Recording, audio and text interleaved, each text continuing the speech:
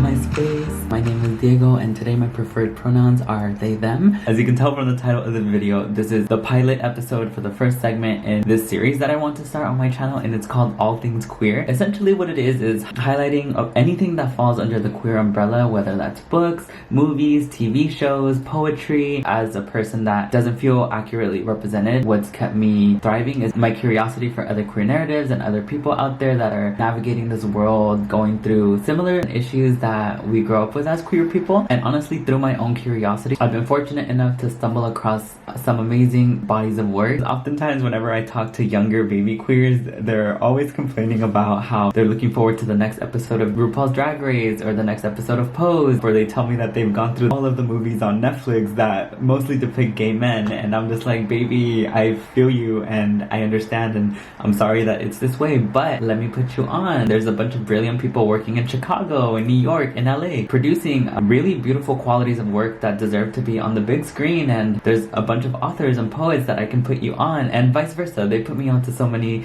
things. It's essentially gonna be like my favorite things that are queer related kind of video.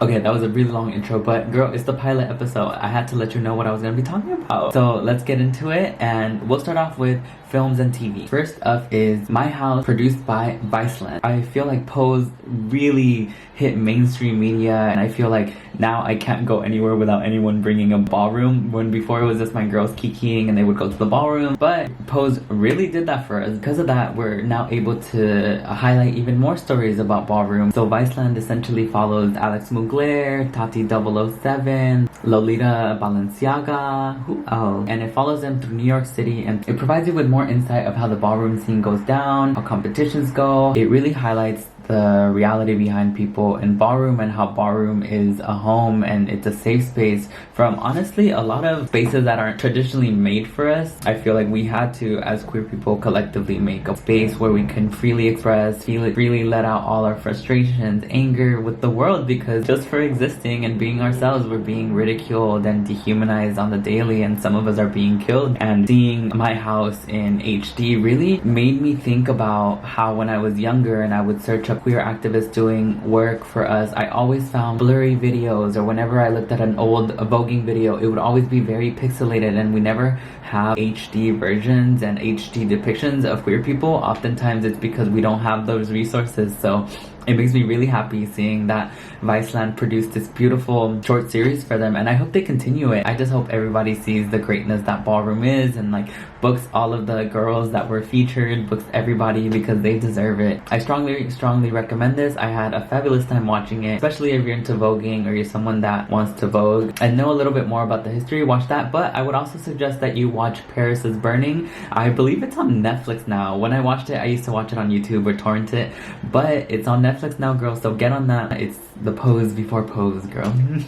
Next on my list is Brujos. Oh my god, I love this series so much. Brujos is essentially a queer of color, radically politicized web series that was started by a beautiful collective in Chicago. It's a web series that is streaming on OpenTV, and actually I have a story on how I came across this web series and how I came to find it, because I was gagged when I was introduced to it. I was attending UC Berkeley and I was taking Latinx in popular culture course with Profesora Saldaña, and mind you, she's one of the first Latina profesoras in the English department at UC Berkeley. So I was like, okay, gag, I'm meant to be here, I'm meant to see her. And for one of our assignments, it was around Halloween time last year, and she's like, you guys need to watch this web series called Brujos, and we started watching it in class, and it literally blew my mind. I believe the entire cast was Latinos, and it was based in the south side of Chicago. I've never felt so seen, because a lot of their lingo, language, food, and jokes that they were making was not only very contemporary, it was also very real and honest. It also challenges the notion of creating narratives that are not in white spaces and what that looks like. Also, each episode is based off of zodiac sign. Before you click on an episode, it'll be like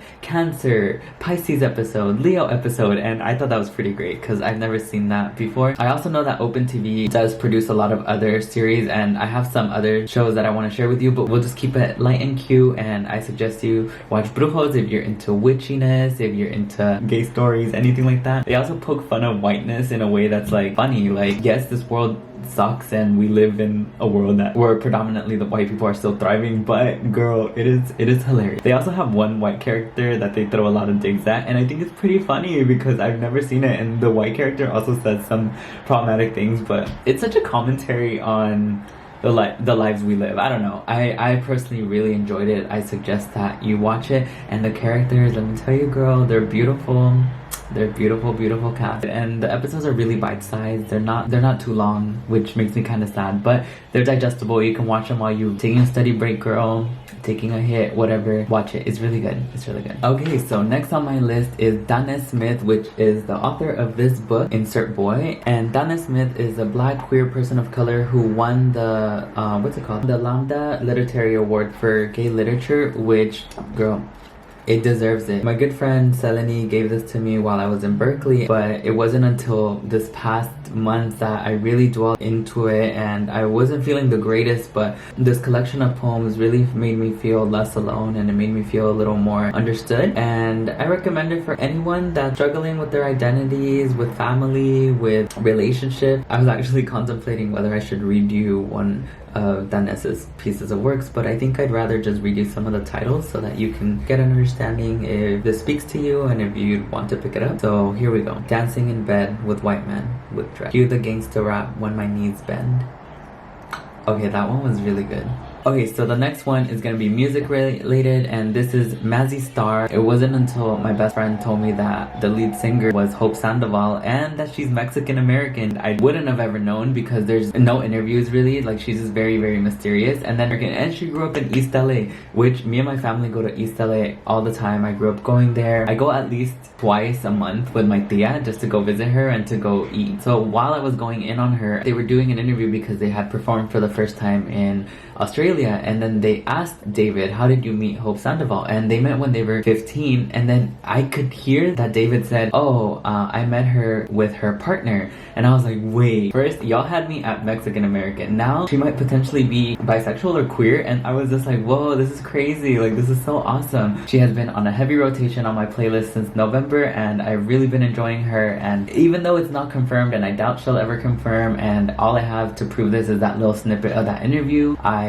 really suggest that you all go in on Hope Sandoval. She's influenced a lot of your favorites, and it's crazy because it's like, whoa, y'all are literally taking from this Mexican American girl that you don't even know is Mexican American because she's just so low-key about that. I love that for us. I love that for our diaspora, okay? Let me have that. But I hope you had fun watching this. I hope you discovered something new. If you take something from it, or if you watched any of these, let me know. Comment down below. Share it with a friend. And anyone that wants to learn more about us. I hope that you have a great start to your holidays. If you're celebrating with your chosen family or your biological family, I hope you're good. And if no one told you, I'm grateful that you exist and your life means something to me. And I hope you have a good rest of your day. Bye!